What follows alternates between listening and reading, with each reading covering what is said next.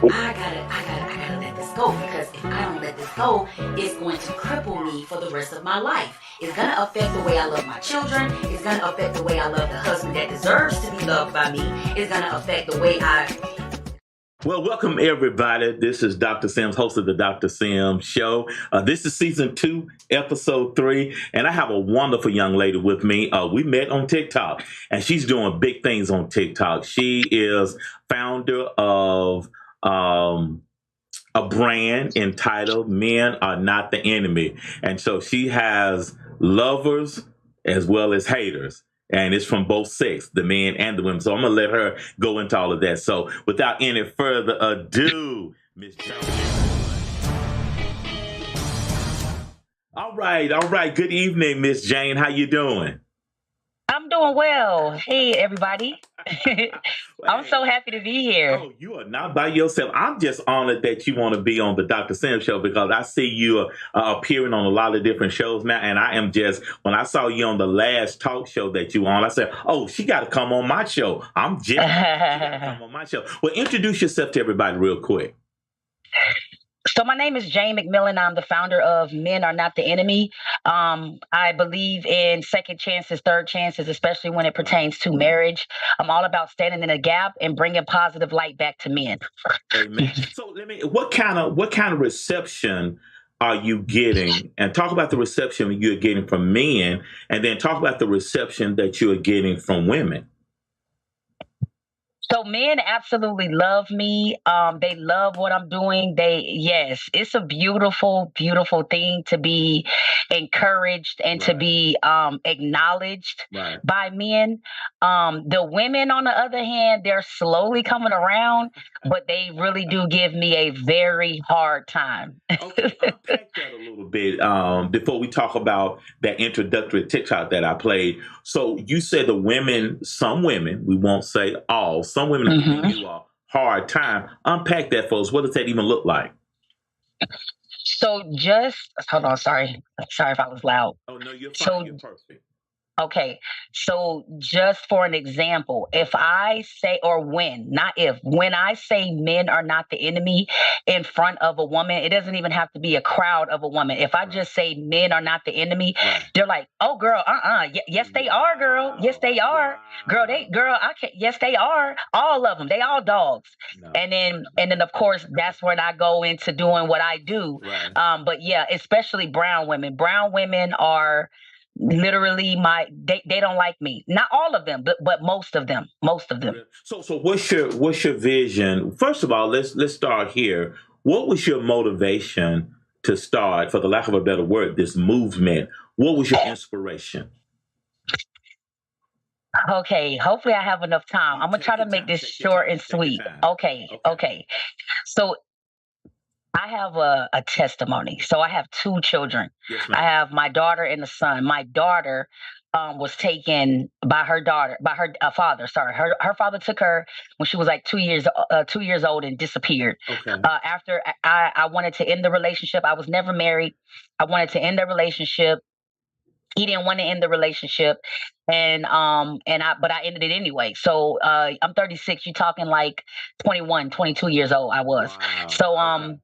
So long story short, because I was separating from him, he got the mental trauma started to kick in because he never knew his father. He wasn't raised by his father. He didn't really know his dad or whatnot. So when he and I split, his fear of never being in his daughter's life kicked in. So originally we had an agreement, and then so the agreement was that my daughter would stay with him until I at the time I was moving to another city. Yeah. I was going to get my new job. I was going to get an apartment. So I said, okay, take care of our daughter for, until I get on my feet. And then once I get myself set up, I'll come back to get her. Yeah. Well, long story short, when it was time for me to come back to get her, he was like, nah. No, I'm good because I don't want it to be where he never sees his daughter again. And so since he said that, well, that made me go into defense mode. And I said, well, and mind you, I'm young. So I said, well, the next time I get her, then you won't see her again. And then that's when he went into like, yeah, because he was putting me into the mindset of, okay, you don't want me to see my daughter for your fear. And then I'm telling him, okay, so when I do see her, then I'm gonna keep her from you since you're trying to take her away from me, because we had an agreement. Right. So long story short, as I was going through that, right, it took me 4 years to find her. I found her at age 7. So that first year was my year of horror. That was when I was angry. I was crying all the time. I was mad at God. Oh my God, I was mad at God. I was so mad at God. I had a beef with God. So anyway, Men Are Not the Enemy came about after recently I asked God to show me who my audience is for, because before it was just positive influencer Jane. It was just positive influencer Jane. I didn't really have no niche. And then I asked God, I said, God, reveal to me who you want me to reach. So I thought about my testimony, and I thought about like the what could actually solve all of this stuff. And God gave me Men Are Not the Enemy, because I had to when I went through my healing process, it took me a year. And then after that, it took me a year to focus on my healing. And then once I focused on my healing, then it was done. And then, those 3 years was bliss after that. But anyway, what I'm getting at is, I too had to recognize that just because I had a not so good experience with a male does not mean every single man is my enemy. And so when you look at men and women, when we separate the two, the common denominator is man. Women benefit extremely from man, and man benefits from man. So men are not the enemy. That's when people people resonate with that, especially because God called man to be head, so it all makes sense. So when people resonate with that, I think people, it will bring forth a healing start of a journey, so that people can, set themselves free of anger and pain and all that stuff. We're going to run to a quick break, and I want to know how you and God got back on talking terms, and then we're going to talk about your vision, and then we're going to talk about this fiance that wants an expensive wedding. She ain't worried about the marriage. She just wants an expensive wedding. So y'all hold tight, and we'll be right back with Miss Jane. Y'all hold tight. We'll be right back. Okay.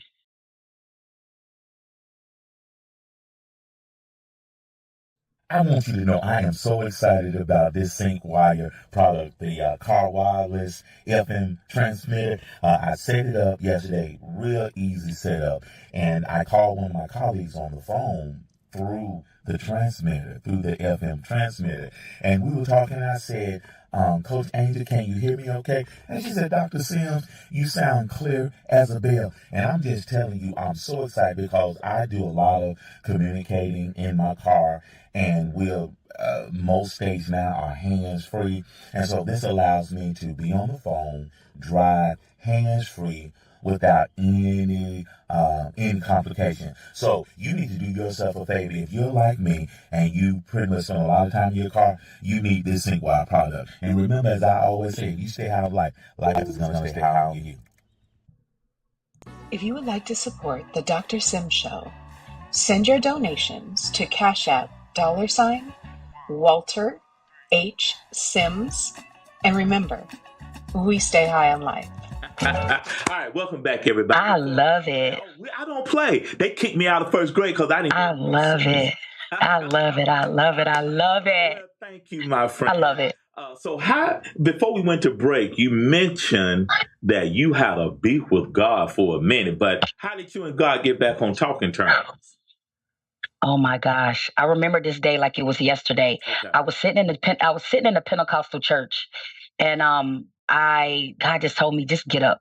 Okay. Get up in the middle of the service. And at that time the pastor was preaching. Okay. And I got up in the middle of the service, and I went into the corner farthest to my right, and I just lifted my hands.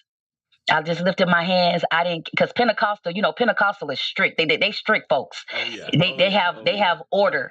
They have order. So I was like, you know what? I don't care if the ushers try to kick me out because I'm standing up. I don't care if he calls me out asking me. I don't care. I have to set myself free.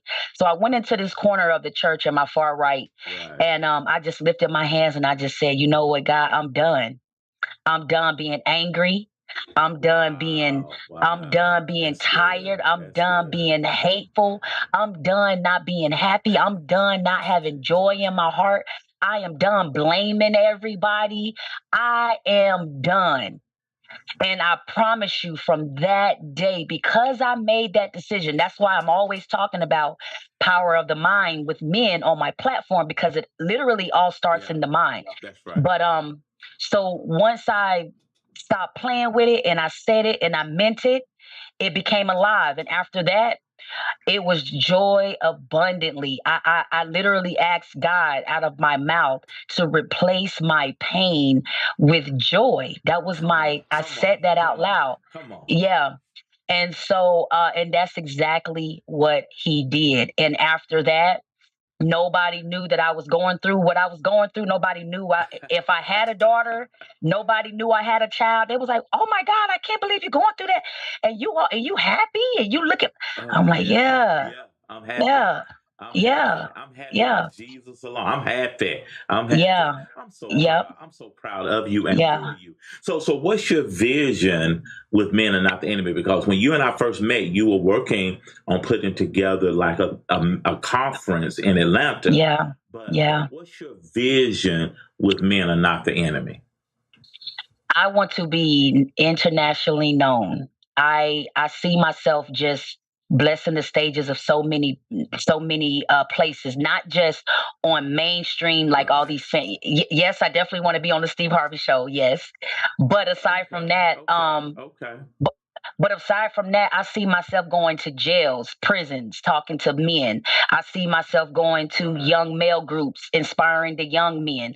I see myself even because I do have a dating show as well. Yeah, So I I've see seen that myself. on TikTok. Yeah. So I just see myself. I had a vision of being maybe like a marriage counselor. But underneath that whole umbrella is just helping people in the area of love. And wherever that takes me, I'm open to it, but I do have my own personal goals because I do want to be internationally known as a speaker. That's what I want to do. So what are you seeing as, what are those women, especially the brown people, what's their biggest argument against us? What's the biggest battle you battle when you go to bat for us men, Yeah. especially black men? What's the biggest knock against us? I have two. Okay. One is that y'all cheat. They believe y'all all cheat, and they believe, yeah, they do. This is real. Okay. They believe y'all all cheat, and they believe that they all leave their kids. Well, not all, but the majority of them believe that y'all just make kids and leave them. Yeah. Well, I heard something on TikTok, and the young lady quoted what a young man said. The young man said, if a woman likes you enough, she'll lie to herself. You don't have to lie to her. She'll lie to herself. So if that's women's argument, why do they fall for the okie doke then? Let me play devil's advocate. Since you know I'm going to cheat, why do you fall for the okie doke and get surprised when I cheat? You know what? That right there is that's a new thing that I'm teaching. Okay. I did an interview with the gentleman, which I think you saw the clip. But anyway, I did an interview with another gentleman, and I said, like, cheating is not the worst thing that can happen. Right. Cheating is not the worst thing that can happen in a relationship. Right. Now, when I said that, the crowd went, wow, oh my God, I can't believe she just said that. But I'm like, no, hear me out. Hear me out. If the statistics show that the divorce rate is so high, then can't we conclude that, sorry, yes, the divorce rate is so high, but why are people divorcing? It's either money problems or it's infidelity, right? So then when it comes to the infidelity part, okay, if the majority struggle with infidelity, then it's gonna be safe to say, whether or not you want to hear the truth, it's gonna be safe to say that more than likely you're gonna be in a relationship in which you possibly can be cheated on. So at the end of the day, I'm not saying that I am for cheating, people. No, that's not what I'm saying. No, I hear you. But come on. right. But I'm saying that if it's gonna happen, are you prepared since you already know what is possible? Right. Are you prepared for it? So then that's when it comes down to, I tell people, if you haven't fathomed every possible scenario that can happen before you said I do, then you have no business getting married. Because when you say those vows, God intended that to be forever, forever, ever, forever, ever, forever. Right. So yeah. Yeah. So let's introduce this clip again at the beginning of the show. Let's do it. This clip again. I'm going to play a little bit of it, and that'll refresh your memory. But I want you to talk about it. Let me play a little bit. Okay. Okay. But I gotta let this go, because if I don't let this go, it's going to cripple me for the rest of my life. It's gonna affect the way I love my children. It's gonna affect the way I love the husband that deserves to be loved by me. It's gonna affect the way how I treat people in my workspace, whether or not I have an. Well, so this young lady said, if you can't afford my big wedding, I'm just gonna end the engagement right now. Kind of talk about that a little bit. Where did that even come from? So this was a clip that I saw on Facebook, I believe. Okay. Or whatever platform. It was on some platform. Okay. And basically the guy and his fiance were speaking. And so the guy pulled out his phone. That's why it was at that angle, because he had his phone in his hand recording. Okay. And so he was having a conversation about their wedding. And basically the woman was saying, like, now I didn't watch the whole thing because I'm very careful what I allow in my ears. Of course. But in a nutshell, what I did hear was the woman was saying, the man was saying, so you're not going to marry me unless the wedding is all out. And she was like, yeah. And then he was like, why? And she was like, because I deserve to have a big wedding. Like, that's what it's supposed to be about. If you don't give me the type of wedding I want, then we're not getting married. And he was like, wow, really? And she's like, really? So yeah, that's what that stemmed from. My Lord. And it's amazing how, and I mean, that's real. We can't make this stuff up. Yeah. I love saying No. that on TikTok. We Yes. can't make this up. So what's your opinion about that? You see, men, we have a hard time. She was more interested in a date, because the wedding is really not for you and your fiance. It's for everybody that's in attendance. You know, you trying to impress folks that you probably never see again, you know? Right. And you're spending, I talked to a wedding planner. She said people spend upwards $20,000-$30,000 on a wedding, and they think nothing. And that's why I wrote my book, We Are Engaged Now What? Because she said people don't plan for the marriage. Yes. You're planning for a day Mm-hmm. together. You know what I'm saying? Right. So that was good. Yeah. So that was good. What kind of advice are you giving the men to keep us encouraged, and not just to say forget the women? Well, let me ask it this way: how successful is your dating show? You want to go there? Let's go. Okay, so short and sweet. So I just recently started the show. So I've only because then I got banned on TikTok. So then I had 1 week where I had to down. But the match that I was more excited about. Okay. The match that Pastor, it was beautiful. And for the people watching, I call him Pastor. You guys know him by Dr. Walter Sims. So I call him Pastor. That's who I'm referring to. So it was a beautiful thing. So, okay. Come to find out, the woman that I matched, I went to school with her. Really? I went to school with her. Yeah. So on TikTok, they profile pictures are like this small. Right. So I didn't know who the woman was until she actually came up on camera, and I was like, oh my God, like I remember you from school. So I had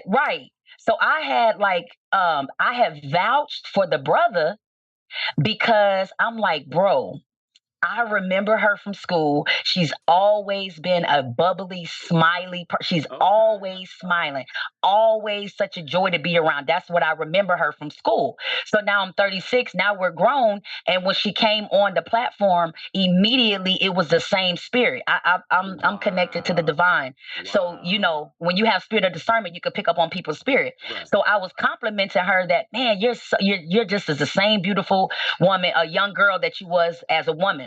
So anyway, Pastor, all that got done. The guy, because On my show, it's driven by me. The men get to make the decisions. So so he came up first, and then he gets to So we're not matching the women. We're matching the men. The men are the ones that come on the platform to look for the woman, right? Understand. So so so Pastor, we did the whole show. I asked them both questions. Right. He asked her questions. She asked him questions. I ended up praying over them. God told me just to pray over them. I had never done that before. I had never prayed over a couple before. How about And that? so, but the man, the next day, or no, not the next day, because she said they had talked for a couple of days or whatever. But That's good anyway, stuff. hold on. Uh-oh. Come to find out, the same guy was on TikTok on another dating show, Pastor. You better hush your fuss. You better hush your fuss. On another dating show. So her and I are classmates. So we had exchanged numbers that day when she came on my show. So now her and I are in contact. So she texted me and said, "You're not gonna believe this. I just saw so and so on the TikTok dating show, and he was speaking to some African woman, saying that he was going to move to Africa and marry her and treat her like a queen, and he loves black queens because the woman that I met, she's not black, she's Spanish. So he was saying that he loves black queens. Yeah.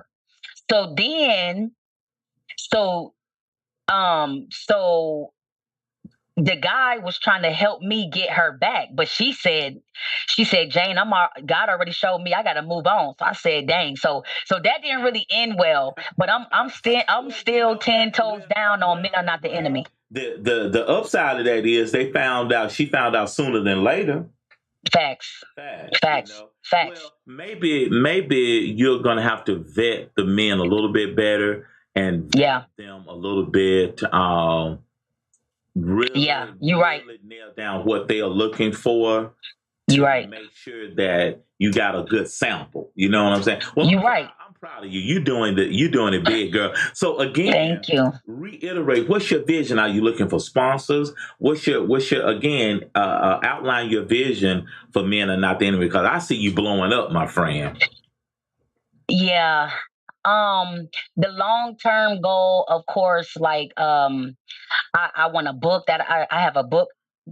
I'm writing a book that I want to put out eventually. Okay. I have a idea for a like a planner for men. Okay. But overall, yes, I definitely need sponsors. First of all, I need what I really want to do is take this thing to the next level and get on YouTube, because right now I'm just on TikTok. Okay. And Pastor, we don't make that much money on TikTok, and I'm dedicated. True. The other day I was on TikTok live for 7 hours straight. Wow. And so, so the goal is to do this for a living. The word says to use your gifts and talents for the increase. So I want to use my gift for a living.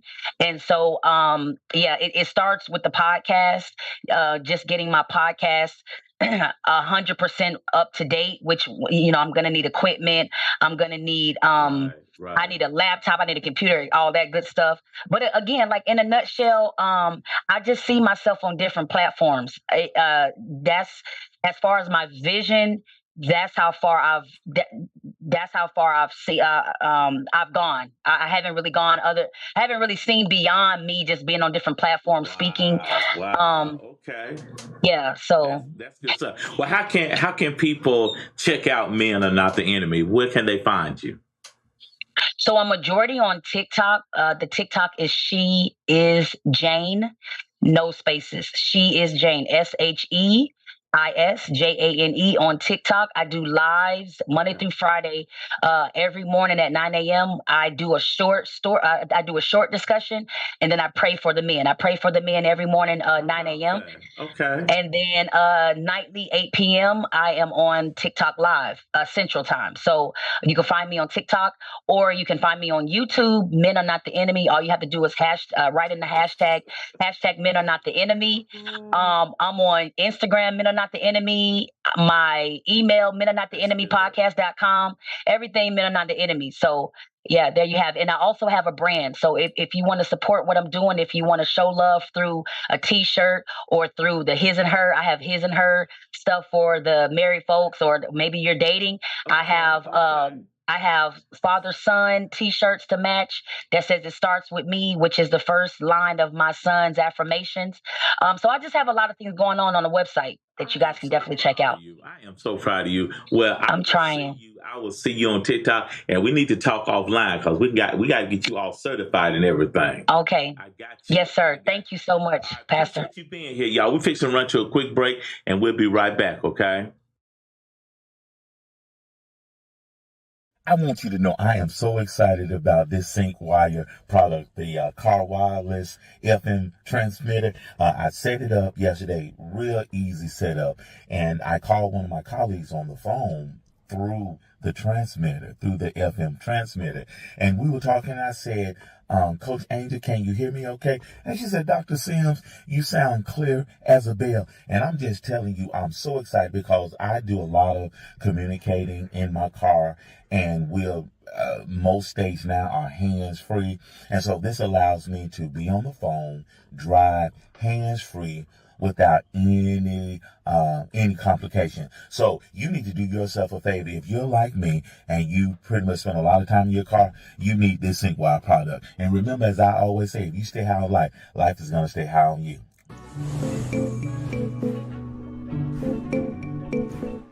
Hey, as you saw at the top of the hour, we played a clip. Jane's touched on a little bit, and she saw this on Facebook. This young lady pretty much threatened her fiance that she would end the engagement if he did not promise to make sure she had a upscale, over the top wedding. And he was pretty flabbergasted. He's like, "Are you serious?" And she was like, "Oh, I deserve the best." While that may very well be true, it is your day as a woman. The wedding is all about you. But as a pastor, I've done upwards of, I'm going to just be very generous. I've done 15 to 20 weddings.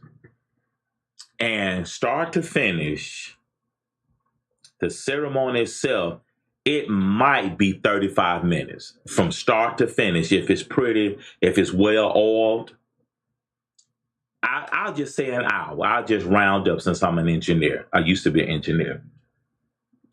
You want to spend, and I've talked to a wedding planner, you want to spend, and this is very, very, very simple.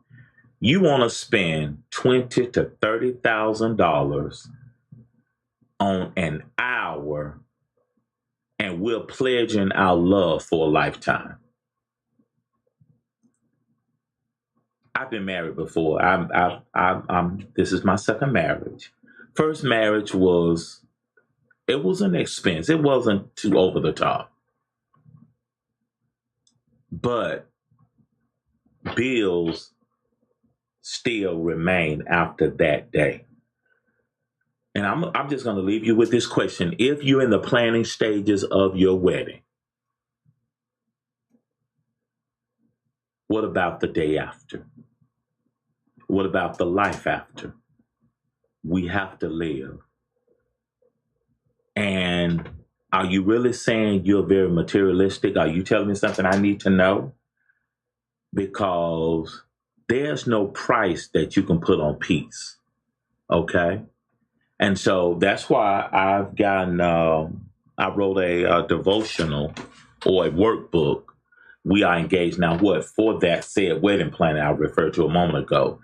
And I work with my couples that I'm going to marry. I work with them and we go through my workbook. We are engaged now, because you need to make sure, both parties need to make sure they're on the same page. But anyway, like I always say, those are my 2 cents. All right, everybody, thank you for being here. This has been season 2, episode 3 with Jane McMillan. I hope y'all enjoyed the show, and I'm glad we as men, we have an advocate. And remember, as I always say, we stay high on life. See you next episode.